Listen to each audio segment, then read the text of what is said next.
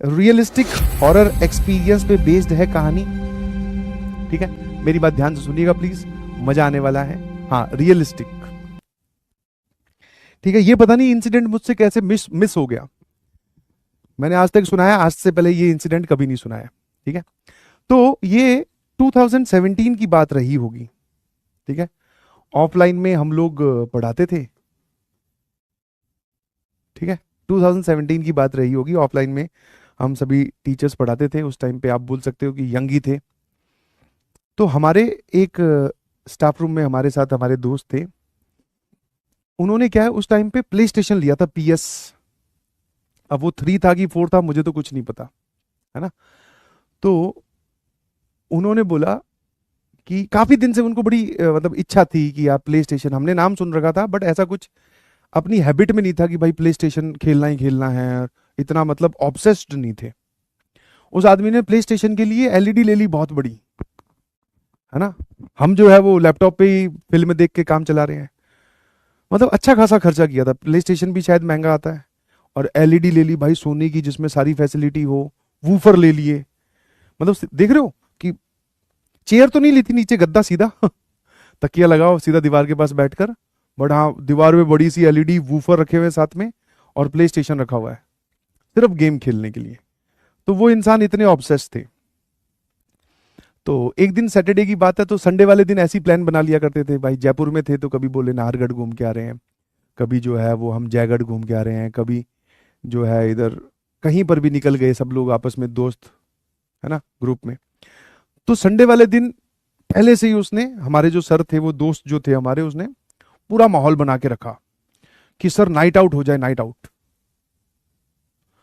ठीक है, night out हो जाए। मैंने कहा भाई नाइट आउट में करेंगे क्या? बोले सर गेम खेलेंगे। अब उसकी इस बात पे एक और हमारे जो दोस्त थे उसने हाँ भर दी, वही टीचर्स। बोले हाँ यार, आज PS वाला ये काफी दिन से बोल रहे हैं सर हमारे, प्ले स्टेशन खेलते हैं। तो मैंने जाने से पहले बस इतना ही पूछा, मतलब ठीक है, मैंने कहा मैं भी आ जाऊंगा, कोई दिक्कत नहीं है। मैंने कहा उसमें वो रेसिंग कार वाला गेम है क्या? अपने को वही खेलना आता है भाई। वैसे काउंटर स्ट्राइक खेली है कॉलेज टाइम पर मैंने कहा यार वो रिमोट से नहीं खेली, वो लैपटॉप से खेली है। हाँ, है ना। ठीक है, तो उसने कहा कि हाँ सर रेसिंग वाला भी है, और भी बहुत सारी गेम, आप आओ आपको मजा आएगा। मैं कहा ठीक है भाई। तो हमें उन्होंने बुलाया संडे को, बोले कि 8 बजे रात को आ जाना, फिर खाना वाना उधर ही खाएंगे, और फिर सभी दोस्त जो है वो अपने सो जाएंगे, और सुबह अपने अपने वापस घर पे आकर तैयार होकर ऑफिस पहुंच जाएंगे। तो ये हमारा नक्की हुआ, हम 3-4 लोग थे। ठीक है भाई, हम पहुंच गए वापस। जैसा कि आप जानते हैं, आपको मेरी स्टोरी में हमेशा एक प्लॉट जानना बड़ा जरूरी है। तो उन्होंने क्या है, वो अकेले ही थे, शादी हम में से किसी की हुई नहीं थी। तो उन्होंने एक छोटा सा 2 BHK, मतलब 2 रूम सेट था, वो BHK भी नहीं था ढंग से। तो यहां से एंट्री होती है। हम्म, यहां पर सर, यहां से एक और एंट्री, यहां पर एक छोटी सी किचन, ओपन किचन। एक रूम इसके सामने, मतलब एक रूम का गेट ये, और एक रूम ये, और यहां पर इस रूम का बाथरूम। ठीक है, और ये पीछे वाला ओपन एरिया। अब आप लोग रिलेट कर पाओगे, जिसमें ऊपर जो लोहे का, मतलब जिसके नीचे खड़े होके आप ऊपर देखो तो लोहे का जाल लगा हुआ है, जिसके ऊपर मकान मालिक रहते थे। ठीक है, तो ये ओपन एरिया जहां पे वो अपने कपड़े वपड़े सुखाते थे। ये रूम 1, ये रूम 2, यहां पर ये बाथरूम। अब वो यहां लगी हुई थी LED, और यहां लगे हुए थे जी गद्दे। हाँ, खूब सारे गद्दे लगे हुए थे, हम 5-6 लोग थे। इधर हम लोग बारी बारी से 2-2 लोग के सेट में गेम खेल रहे थे। ठीक है भाई, हाँ, है ना। हाँ, वो रेसिंग कार शायद एसफॉल्ट ही होगा, पता नहीं मुझे कौन सा गेम था, मैं इतना नहीं जानता हूँ। तो खेलते रहे काफी देर तक, जिसको मतलब थोड़ा थोड़ा इंटरेस्ट भी आया, क्योंकि वो खुद तो प्रो, खेलने में काफी प्रो थे। तो हमें तो इतना नहीं समझ में आ रहा था, बट वो हमें काफी दिन से इंसिस्ट कर रहे थे कि आओ यार गेम खेलेंगे, मैंने प्ले स्टेशन लिया है।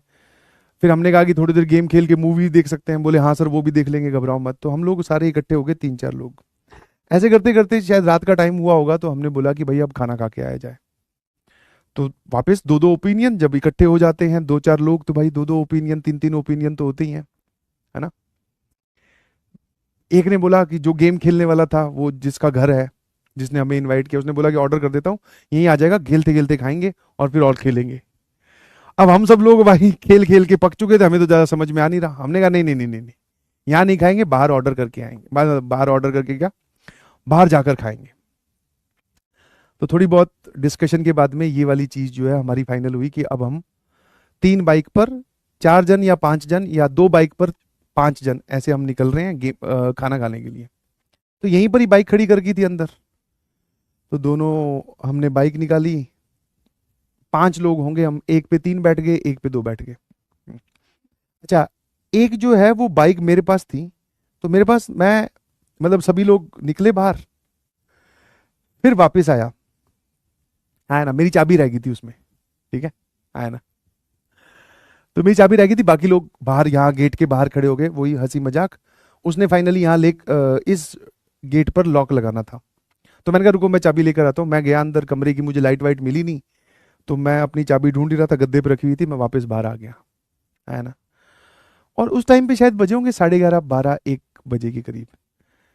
तब मैंने उसको बाहर आते ही बोला, मैं कहा यार ऊपर से तुम्हारे जो अंकल आंटी जो तेरे लैंडलॉर्ड ऊपर रहते हैं, उनके बच्चे तो यार बड़े शोर कर रहे हैं, है ना, तेरे को डिस्टरबेंस नहीं होती क्या? मतलब कई के बार ऐसा होता है ना, जब आप नए नए टीचर होते हो तो अपना काम कर रहे हो, पढ़ रहे हो, पीपीटी पीपीटी तो क्या, लेक्चर नोट्स तैयार कर रहे हो।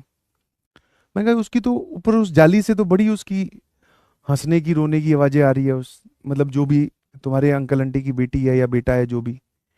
बोला हाँ यार मेरे को भी पता नहीं आती रहती है। अब मैंने उनको अंकल आंटी को बोला, अंकल आंटी बोलते हैं कि हमारे यहाँ से तो नहीं आ रही है। बस वो इतना सा हुआ, ठीक है ना। मैं चाबी लेने आया, मैंने चाबी उठाई, बस वापस जा ही रहा था, यहां से जाली से ही आवाज आई, मुझे तो ऐसा ही लगा।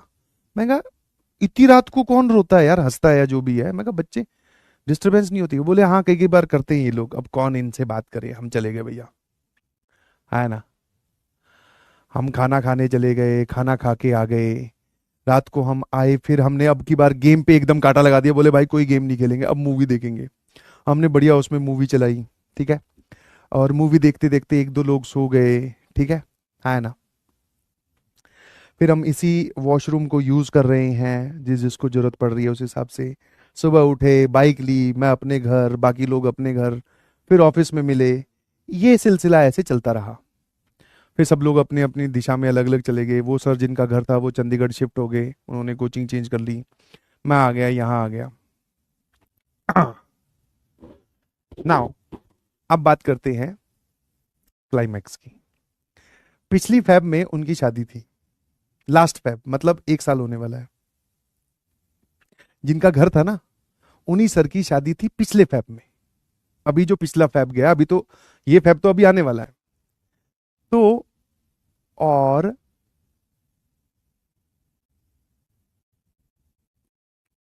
उन्होंने अपनी शादी में बुलाया था और बोला कि यहाँ आ जाना। और दूसरा, मेरा उस टाइम पे फैब में गया, थोड़े से अपने रिलैक्स्ड होते हैं तो थोड़ा घूमने का प्लान बन जाता है।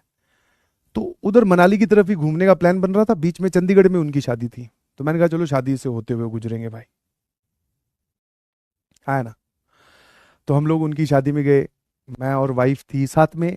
जो उस दिन हम जो 5 लोग थे, या 4 5 लोग थे, उसमें से हम 3 वहां प्रेजेंट थे, 2 लोग नहीं थे।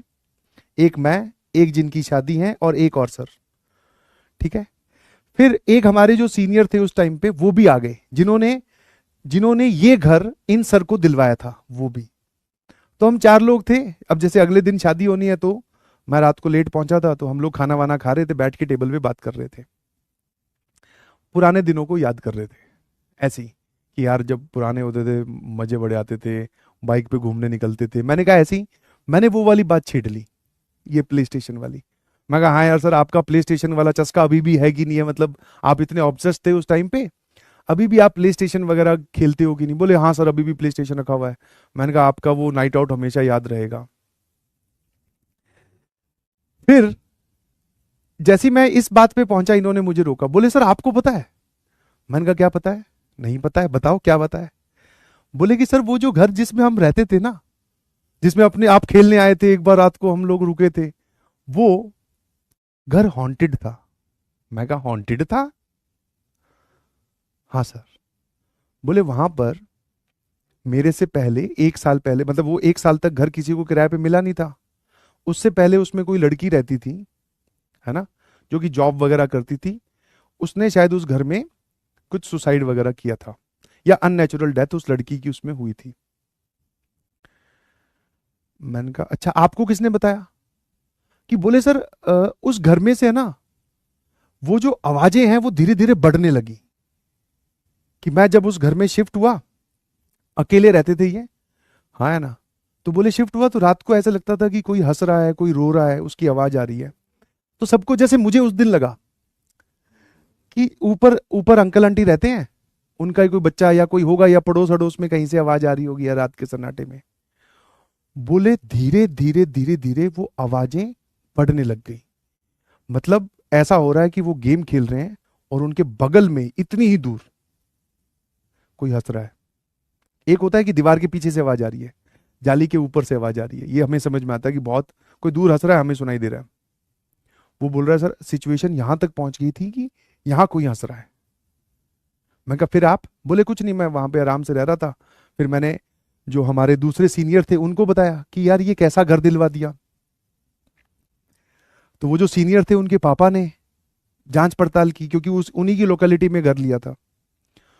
तो उनके पापा ने ये बात बताई कि हाँ यहाँ पर तो ये घर तुम्हें नहीं लेना चाहिए था। उनका नाम था विकी।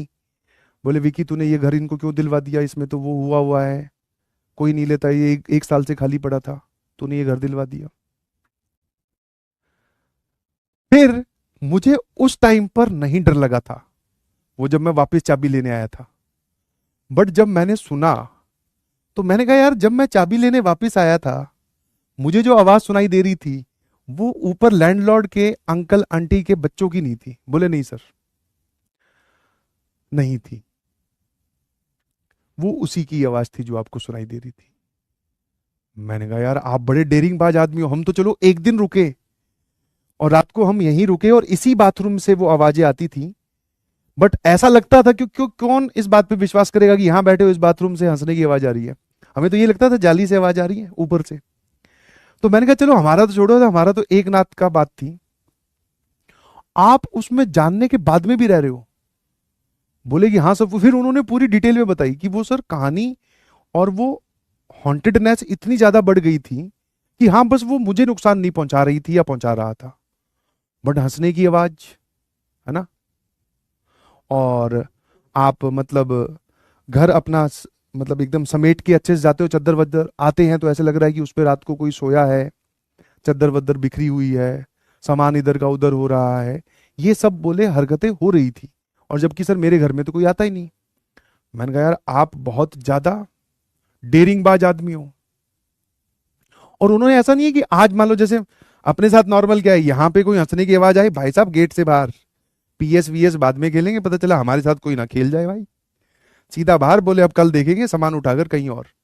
वो भाई आराम से वो हॉन्टेडनेस पूरा महीना करके, मान लो अगर वो जो भी भूतनी या चुड़ैल जो भी होगी वो मान लो उनके पास आकर हंसी है 4 तारीख को, तो वो 31 तारीख तक रुके हैं, आराम से दूसरा घर ढूंढा है।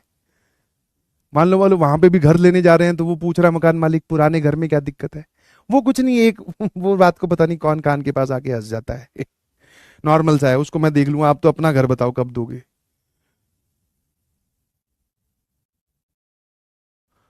तो वो रुके हैं उतने दिन। तो मैंने कहा भाई सैल्यूट है।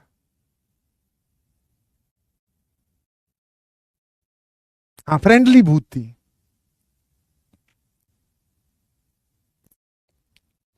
एक कह रहा सर पीछे देखो, पीछे मैं तो क्या देखूं, तू देखना। है ना।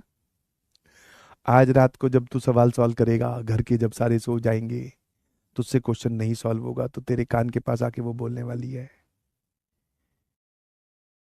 बेटा slope of two perpendicular line का प्रोडक्ट इक्वल्स टू -1।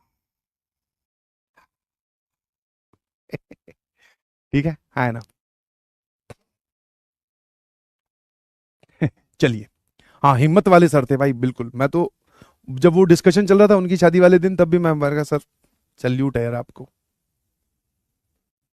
मैंने कहा आप वहां रह लिए, अब आपको शादी में कोई दिक्कत नहीं होगी।